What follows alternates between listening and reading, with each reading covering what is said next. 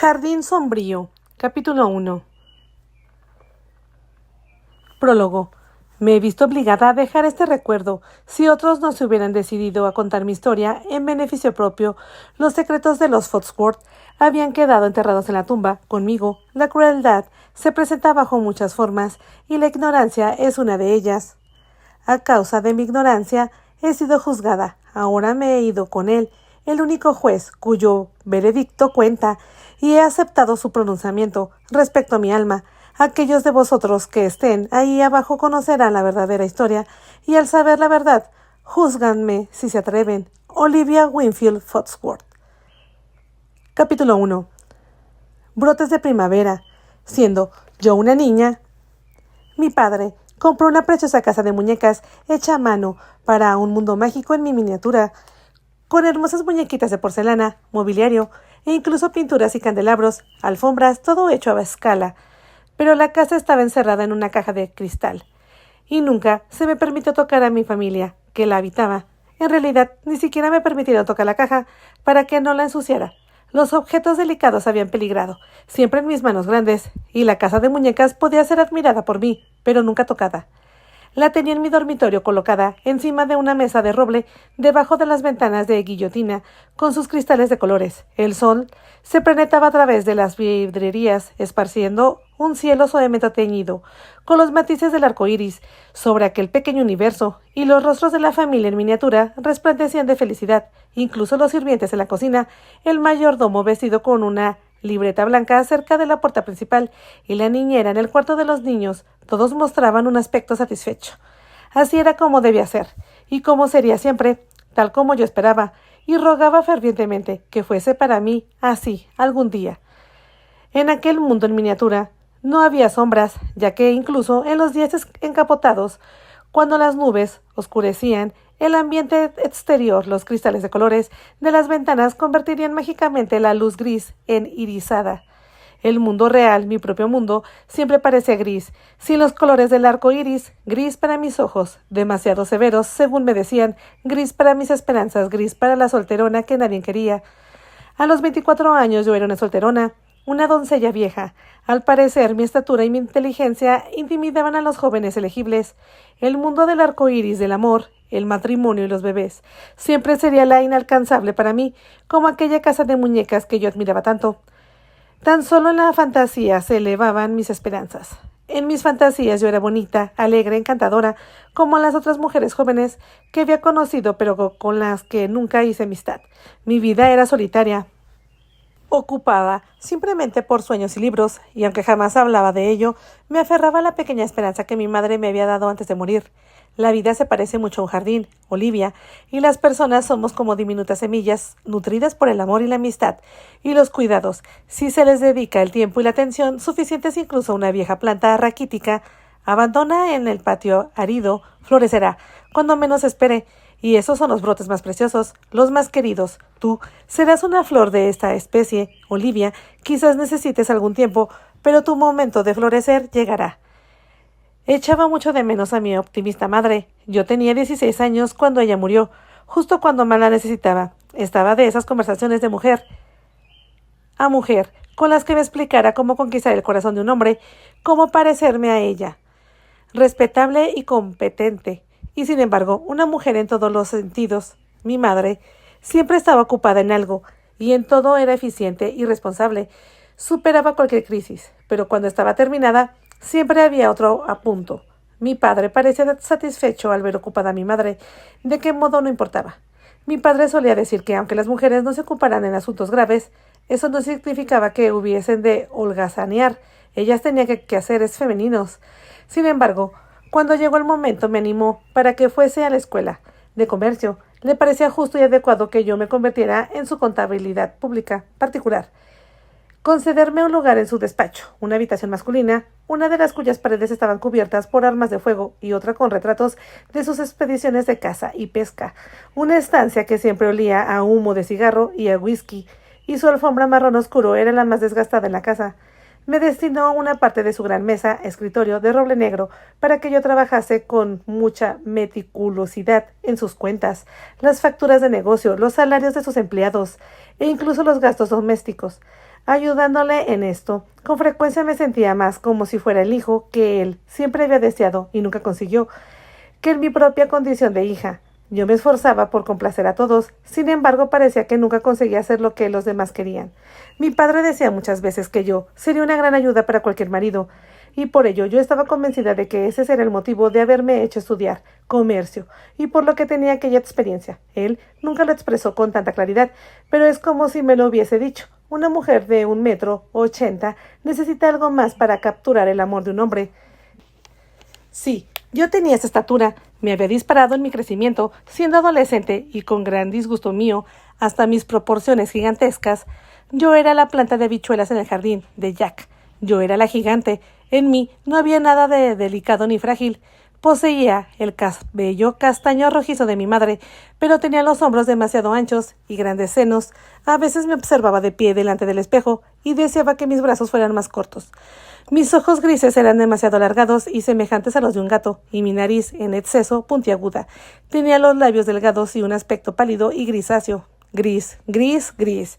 Cómo deseaba haber sido bonita y brillante. Cuando me sentaba ante mi coqueta de mármol, heliotropo, e intentaba ruborizarme y parpadear para parecer coqueta, lo único que conseguía era parecer tonta. No deseaba tener aspecto de mujer vana y boba. Sin embargo, me sentaba frente a la casa de muñecas dentro de su caja de cristal y estudiaba el rostro de porcelana, lindo y dedicado, de la diminuta esposa. Deseaba con todas mis almas aquella cara. Quizás entonces aquel sería mi mundo. Pero no lo era, de modo que abandonaba mi esperanza, presidida por las figuras de porcelana, y me ocupaba de mis quehaceres. Si mi padre había querido realmente hacerme más atractiva para un hombre, proporcionarme una educación y experiencia práctica en los negocios, debía sentir una amarga desilusión ante los resultados. Los caballeros que se me acercaban a causa de las maquinaciones paternas, según descubrí, tal como venían, se alejaban. A pesar de todos los esfuerzos, yo seguía en estado de merecer. Yo temía que mi dinero, el dinero de mi padre, que yo heredara, atrajera a mi puerta a algún hombre que fingiera estar enamorado de mí. Creo que mi padre recelaba lo mismo, porque un día me habló así. He dispuesto en mi testamento que el dinero que recibas será solamente tuyo, para que hagas con él lo que te plazca. Ningún marido podrá controlar tu fortuna simplemente por el hecho de haberse casado contigo. Hizo su declaración y se alejó antes de que yo pudiera responderle. Después examinó con gran cuidado los candidatos para mi romance, exhibiendo tan solo ante los caballeros de más alto nivel, hombres que poseían cierta fortuna personal, pero todavía no había conocido yo ninguno al que no sobrepasara en estatura o que no menospreciara lo que yo decía. Parecía estar destinada a morir soltera, pero ese no era el deseo de mi padre. Esa noche vendrá a cenar un joven, anunció un viernes por la mañana, a últimos de abril, y debo decir que es uno de los que me han hecho mejor impresión. Quiero que te pongas aquel vestido azul que te hiciste la última Pascua. Oh, papá, y estaba a punto de objetar, ¿para qué preocuparse? Pero él se anticipó a mi reacción. No discutas, y por el amor de Dios, cuando nos sentemos a la mesa no empieces a hablar del movimiento de las sufragistas. Se me encendieron los ojos. Papá sabía cuánto me enfurecía si me reprimía como uno de sus caballos. Tan pronto como un hombre se interesa por ti, tú desafías los privilegios masculinos más apreciados. Nunca falta el vestido azul, repitió. Luego dio la vuelta y se alejó antes de que yo pudiera discutir con él. Me pareció inútil cumplir ante mi coqueta los ritos acostumbrados. Me lavé vigorosamente la cabeza y después me senté para cepillarme 100 veces el cabello. Lo ahuqué y me lo recogí detrás de las peinetas de marfil que mi padre me había regalado para Navidad el año anterior. El resultado era cuidadoso, pero severo. Mi padre no sabía, o parecía no reconocer, que yo había encargado el vestido azul porque deseaba uno parecido a los que llevaban las mujeres en las fotografías de moda. El corpiño era lo bastante escotado para exponer un poco la plenitud de mis pechos, y lo apretaba, cintura baja, a mi cuerpo. La sugerencia de una figura de reloj de arena. Era de seda y tenía una textura de suavidad excepcional y un brillo en nada parecido a todos los que demás yo tenía. Las mangas estaban cortadas justo por encima del codo, pues yo creía que eso hacía que mis brazos parecieran más cortos. Me puse el colgantes de zafiro de mi madre, pensando que favorecería mi cuello y le daría un aspecto de mayor delgadez. Tenía las mejillas sonrojadas, pero no habría podido asegurar si era a causa de mi cuerpo sano o debido a mi nerviosismo. Estaba nerviosa. Había pasado anteriormente muchas veladas como aquella, contemplando el desaliento en la cara de mi pretendiente cuando se levantaba para saludarme y veía que yo le sobrepasaba en estatura. Sencillamente me estaba entrenando para un fracaso más. Cuando llegué al piso de abajo ya había llegado el invitado. Estaban reunidos en el despacho. Oí la fuerte risa de mi padre y después la voz de ese caballero, baja, pero de profundas resonancias, la voz de un hombre seguro de sí mismo. Presioné las palmas de las manos contra mis caderas para secar la humedad y me acerqué a la puerta. En cuanto aparecí, Malcolm Neil Foxworth se levantó y mi corazón dio un vuelto. Sobrepasaba el 1,80 m de estatura y era seguramente el más joven, más atractivo que había venido a nuestra casa. Malcolm, dijo mi padre, me enorgullece presentarte a mi querida hija. Él me cogió de la mano y dijo, encantado, Miss Winfield. Le miré directamente a los ojos, azul celeste, y él contemplaba con la misma intensidad los míos. No había creído nunca en historias románticas de colegiala, de esas que hablan de amor a primera vista, pero sentí que su mirada se deslizaba por mi corazón y se alojaba en el fondo de mi estómago. Tenía el cabello muy rubio, algo más largo por detrás de cómo solía llevarlo los hombres, pero los mechones estaban peinados meticulosamente y su aspecto era de una figura adorable. La nariz era fuerte y aguileña y la boca fina y recta. Hombros anchos, caderas estrechas, poseía un aire casi atlético. Y por la manera de mirarme, con una sonrisa irónica casi divertida, se notaba que estaba acostumbrado a que las mujeres cayeran a sus pies. Vaya, pensó, no debo darle más motivos para que se divierta con Olivia Winfield. Naturalmente, un hombre así no se hubiera molestado ni en decirme qué hora era, y ya me veía soportando otra de las veladas condenadas al fracaso, casamiento de mi padre. Le estreché firmemente la mano, le devolví la sonrisa y rápidamente desvié la vista. Después de presentarnos, mi padre explicó que Malcolm acababa de venir de New London desde Yale, donde había asistido a una reunión académica. Estaba interesado en intervenir en la industria de construcción de barcos que parecía creer que, una vez terminada la Gran Guerra, se desarrollaría en los mercados de exportación, por lo que supe aquella noche sobre sus actividades. Comprendí que ya era dueño de algunas fábricas textiles, que participaba en la dirección de algunos barcos y poseía varios aserraderos en Virginia. Estaba asociado con su padre en los negocios, pero aunque solamente contaba con 55 años, estaba confuso. Más tarde, supe lo que aquello quería decir. Durante la cena traté de mostrarme cortés, serena y silenciosa, como mi progenitor quería que fuera, y tal vez como era mi madre, Margaret Phillip. Nuestros criados. Siempre una elegante cena con un buen Wellington, un menú que mi propio padre había escogido, cosa que solo hacía en ocasiones especiales. Me pareció obvio el decir, Olivia tiene un título universitario, ¿sabes? Posee un diploma comercial y cuida de la mayor parte de mi contabilidad. ¿De verdad? Malcolm parecía auténticamente impresionado. ¿Y le gusta el trabajo, Miss Winfield? Lancé una mirada a mi padre, que estaba repantijeado en su silla de arce claro, de alto respaldo, y asentí, como si me incitara a responder. Yo sentía grandes deseos de gustar a este Malcolm Foxworth, pero estaba decidida a mostrarme tal como era. Es mejor llenar el tiempo con actividades sensatas y productivas, declaré, incluso para una mujer. La sonrisa de mi padre se desvaneció, pero la de Malcolm se ensanchó. Estoy de acuerdo por completo. Apruebo, sin volverse a mi padre. Opino que la mayoría de las mujeres llamadas hermosas son vanas y bastante tontas. Parece como si les bastara su belleza para vivir. Yo prefiero a las chicas inteligentes que saben pensar por sí mismas y pueden ser valoradas reales por sus maridos. Mi padre se aclaró la garganta. Sí, claro, corroboró y desvió la concentración de nuevo hacia la industria naviera.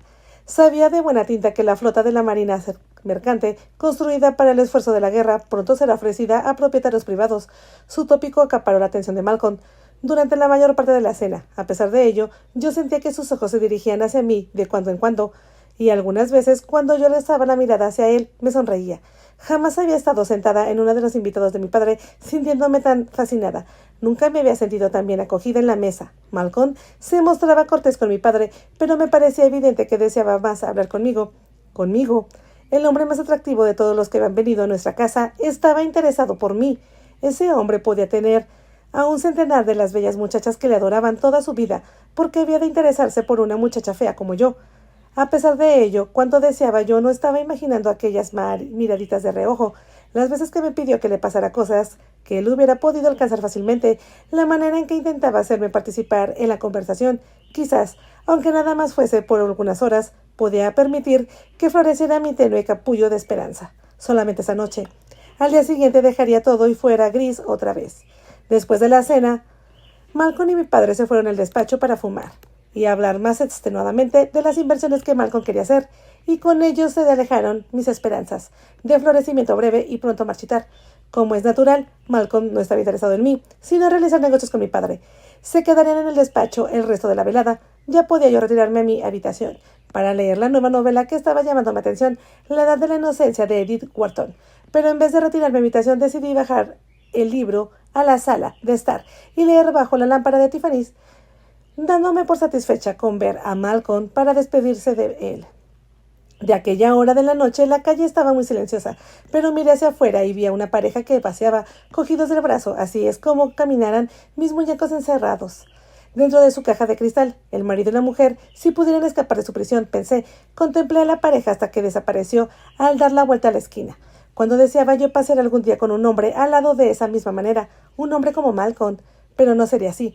Parecía que Dios era insensible en mis esperanzas, y estaba sordo a mis ruegos, pidiéndole amor. Suspiré. Mientras volvía a la lectura de mi libro, me di cuenta de que todo lo que yo iba a llegar a conocer del amor y de la vida sería a través de la lectura. Descubrí entonces a Malcolm en el umbral. Vaya, se había estado observándome. Se hallaba de pie, muy tieso y silencioso, con los hombros echados hacia atrás, la cabeza alta. En sus ojos había una expresión calculadora, como si estuviera evaluándome o sin que yo me diese cuenta, pero no supe qué conclusión sacar de eso. ¡Oh! La sorpresa encendió las mejillas. Mi corazón comenzó a latir con más fuerza, que pensé que él lo oiría dentro del otro extremo de la sala. «Hace una noche espléndida», comentó. «¿Le apetece que demos un paseo?» Por un momento me quedé mirándolo. ¿Quería llevarme a pasear? «Sí», respondí. Pude comprobar que le gustó la manera en que llegué a una decisión rápida. No traté de parpadear o mostrarme dudosa, cubriendo las formas con coquetería. Yo estaba deseando salir a pasear y deseaba muchísimo más salir a pasear con él.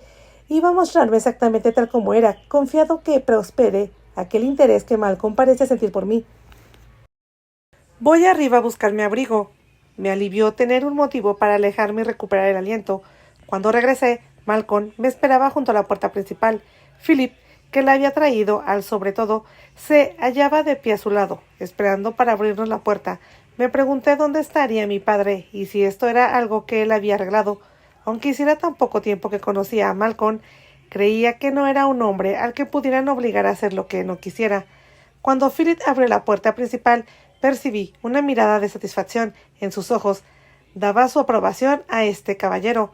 Malcolm me cogió del brazo y me escoltó, bajando los 6 peldaños de la escalatina. Ambos permanecimos silenciosos mientras recorríamos la avenida hasta llegar a la puerta del jardín. La abrió y se apartó a un lado para que yo pasara primero. Era una noche fresca de abril, con una insinuación de primavera en el aire. Los árboles que había a la entrada todavía alzaban al cielo sus ramas grises y desnudas, pero su rigor se mitigaba por centenares de diminutos brotes a punto de saltar a la vida. Sin embargo, el frío del invierno se hallaba aún suspendido en el aire. Yo seguía llevándolo dentro. En un momento de locura sentí la tentación de volverme hacia Malcolm y acurrucarme en sus brazos, algo que ciertamente nunca había hecho con ningún hombre, ni siquiera con mi padre. Caminé decidida y señalé en dirección al río. «Sí, vamos hasta el final de la calle», dije. «Giramos hacia la derecha. Tendremos una hermosa vista del Támesis». «Espléndido», aceptó Malcolm. Una de mis fantasías había sido siempre la de pasear por la orilla del río al lado de un hombre que se estaba enamorado de mí. Mis emociones se confundían, eran tantas las esperanzas y los temores, sentimientos terribles fluían por todo mi cuerpo. Estaba aturdida, pero no podía permitir que Malcolm percibiera mi agitación, de modo que me mantenía erguida, con la cabeza muy alta, mientras caminábamos.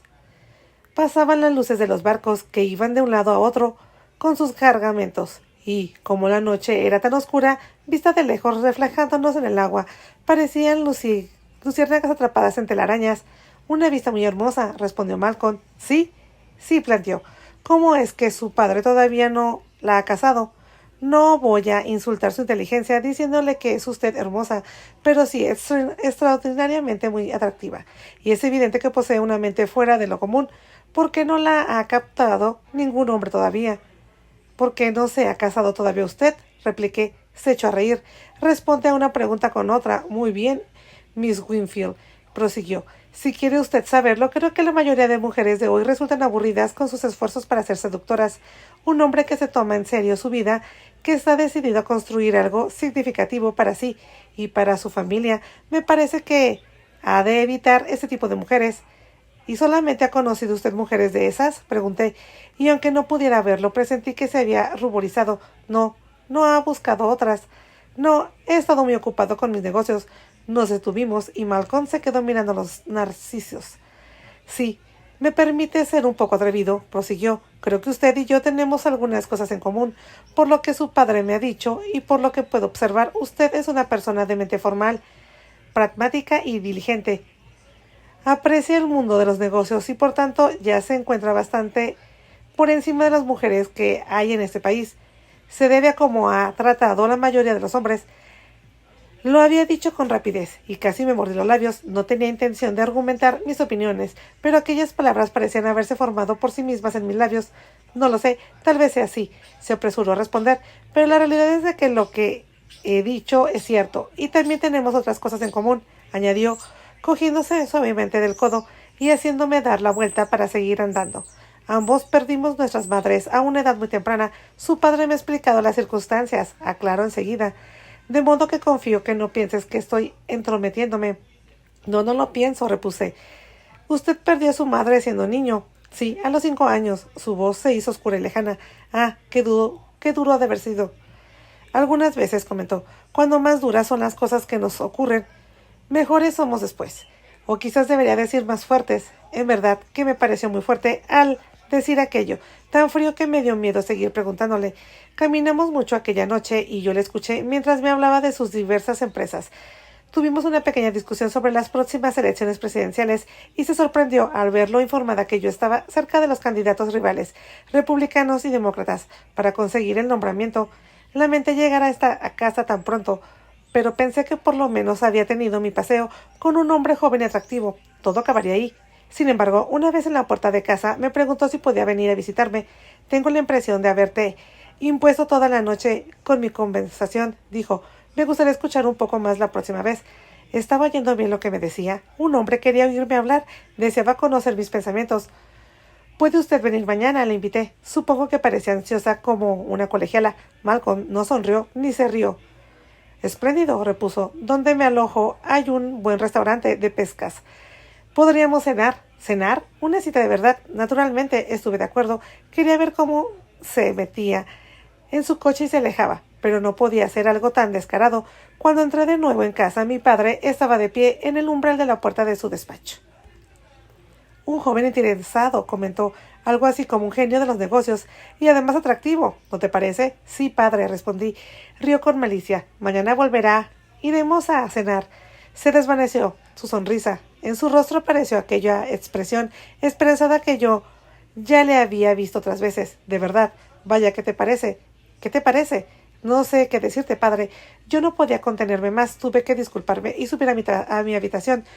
Durante un buen rato me quedé sentada en mi dormitorio, contemplándome en el espejo. ¿Qué había hecho diferente? ¿Mi cabello? Pero si era el mismo. Eché hacia atrás los hombros. Tenía tendencia a curvarlos hacia adelante, porque eran muy anchos. Sabía que se trataba de una mala postura, y Malcolm tenía un porte tan bueno, una actitud tan confiada. Parecía no haber visto mis imperfecciones, y era tan agradable no tener que mirar a un hombre hacia abajo. Además, me había dicho que yo era muy atractiva, lo cual significaba que era deseable para los hombres. Quizás yo no había infravalorado durante todos aquellos años pasados. Quizás había aceptado sin necesidad un destino terrible. Naturalmente intenté aleccionarme, hacerme advertencias. Un hombre que ha venido a cenar te ha invitado a salir. Eso no ha de significar forzosamente que tenga inclinaciones románticas. A lo mejor es que se siente solo. No, pensé. Cenaremos, hablaremos un poco más y después se marchará. Puede ser que algún día, a alguna distancia, en cualquier ocasión, como Navidad, reciba una postal suya en la que habrá escrito: gracias tardías por su excelente conversación, felicidades de fiestas, Malcolm. El corazón me latía, temeroso. Me acerqué a la casa de muñecas prisioneras y busqué la esperanza que ahí debajo había encerrada. Después me fui a dormir, soñando en las figurillas de porcelana. Yo era una de ellas, yo era la feliz esposa y Malcolm era el guapo marido.